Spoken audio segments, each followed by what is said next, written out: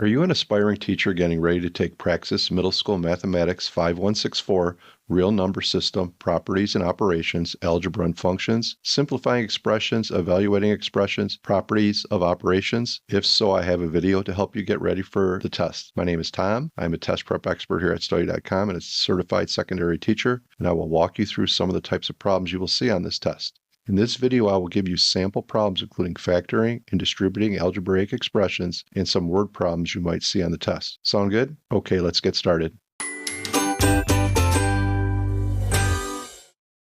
The expression 3x squared plus 2y squared represents the area of a rectangular garden. Which of the following represents the coefficients of the expression? All right, so the coefficients, what we're looking for is the numbers out in front of the variable. So we have a 3 and we have a 2. So the correct answer here would be choice C, 3 and 2.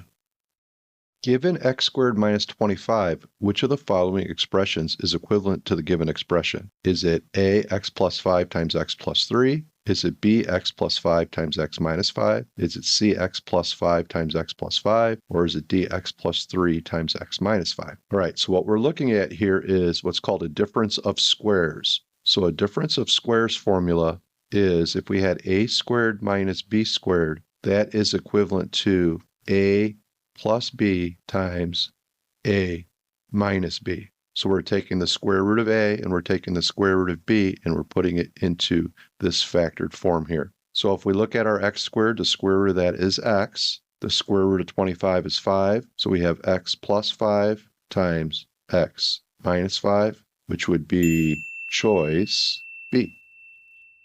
Given x minus 5 times 3 halves x squared plus 8, which of the following is the correct result? All right, so what I have here is a binomial times a binomial, and we're really using the distributive property to figure out what this expression is. So there are different techniques that are taught. You can use what's called the FOIL method as the easy way to remember how to multiply this out. I'm going to use what's called the box method. So I'm going to create a box here. I'm going to put one binomial down this side, so I'm going to put the x and the minus 5. And I'm going to put this binomial along the top. So I'm going to go 3 halves x squared and then plus 8.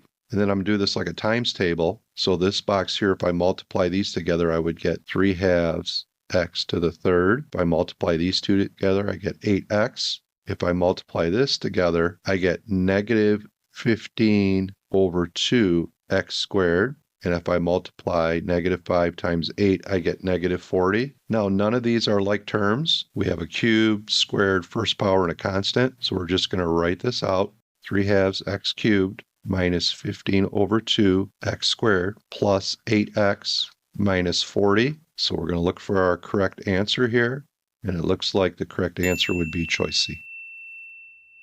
Given twice the sum of a number minus 11 plus 3 times the number plus 14, which of the following represents the symbolic form of the given expression? All right, so let's break it down into parts. So we have twice the sum of a number minus 11, okay? So twice the sum of a number minus 11. So we want to focus on this part. The sum of a number minus 11 would be the equivalent of n plus negative 11 or n minus 11. And then we want twice that, so we want to put a 2 out front here. So that would be the first part. And then we have plus 3 times the number. So the number is represented by n, so we go 3 times n, and then we finish it with a plus 14. So the correct answer here would be choice B.